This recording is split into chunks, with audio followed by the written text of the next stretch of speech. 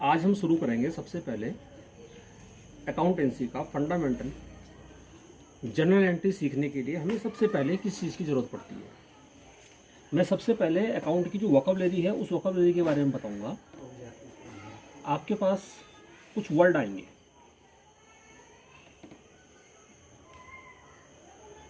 Account, इसको हम shortcut में लिखेंगे A/C। ऐसे ही एक वर्ड आपके पास आएगा डेबिट, इसको शॉर्टकट में लिखा जाता है DR। एक शब्द आएगा क्रेडिट, इसको शॉर्टकट में लिखा जाता है CR। इनका यूज क्या है मैं धीरे धीरे बताऊंगा। सबसे पहले हम लेते हैं अकाउंट। हमारे पास अकाउंट तीन तरह के होते हैं। पहला अकाउंट है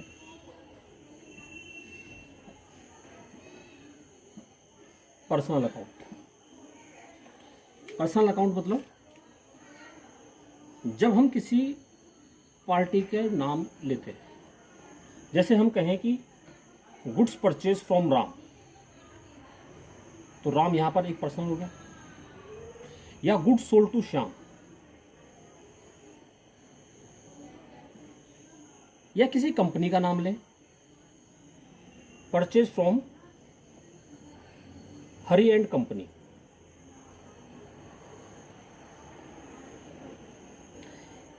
या किसी बिजनेस ऑर्गेनाइजेशन का नाम लें, जैसे हम कहें राजकुमार ब्रदर्स, तो किसी कंपनी का, किसी इंस्टीट्यूट का, किसी ट्रस्ट का, किसी ऑर्गेनाइजेशन का, या किसी पर्टिकुलर किसी कंपनी का या किसी आदमी का हम नाम लें तो वो सब पर्सनल अकाउंट में आते हैं।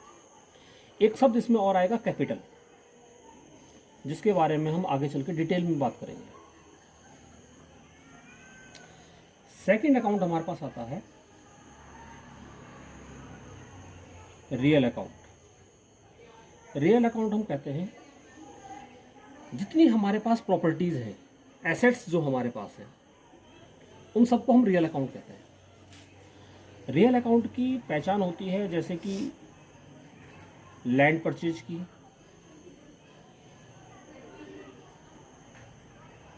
मशीनरी परचेज की, या हमारे पास कैश आया, या हमारे पास गुड्स है। अब गुड्स भी बिजनेस के व्यू से देखें तो गुड्स भी दो तरह का होता है। गुड्स या तो हम परचेज करेंगे या हम सेल करेंगे, तो हम गुड्स की जगह परचेज और सेल लिख सकते हैं। तीसरा अकाउंट हमारे पास होता है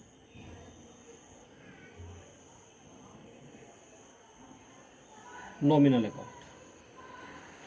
नॉमिनल अकाउंट में आता है जितने हमारे इनकम हैं या हमारे एक्सपेंसेस हैं। एक्सपेंसेस क्या हो सकते हैं? हमने वेजेस पेड की, मजदूरी दी,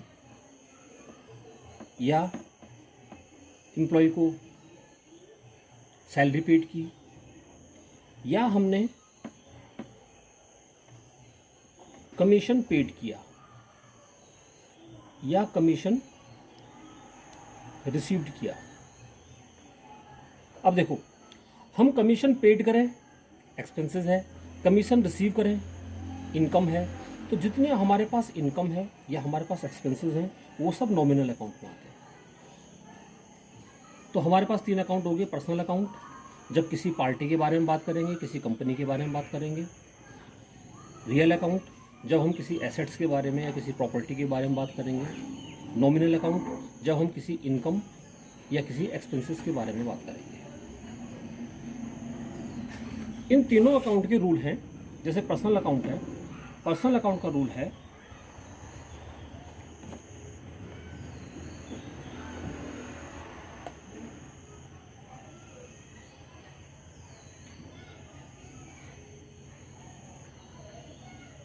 debit the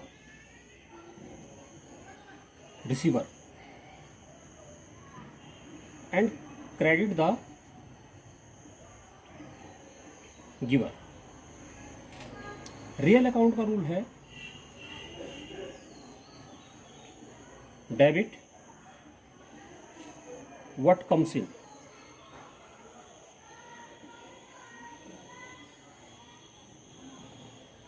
end credit what goes out. Nominal account का रूल है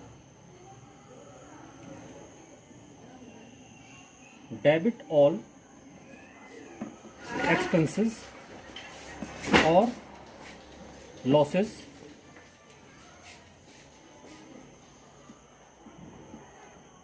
क्रेडिट ऑल इनकम और गेन।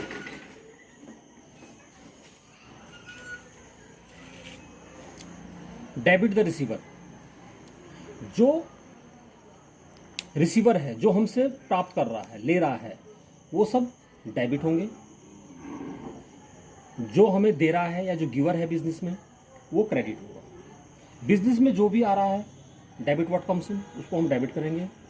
बिजनेस से जो भी जा रहा है वो सब क्रेडिट होगा, क्रेडिट व्हाट गोज आउट। ऐसे ही नॉमिनल अकाउंट में है, जितने खर्चे हैं या जितने भी आपके लॉस हैं, आपकी हानि है, वो सब डेबिट होंगी, और जितनी भी आपकी इनकम है, प्राप्ति है, वो सब क्रेडिट होंगी।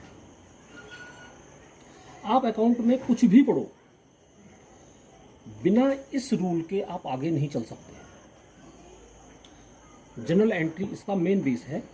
तो मैं यहाँ पर जो हूँ टॉपिक यहीं पर ख़त्म कर रहा हूँ।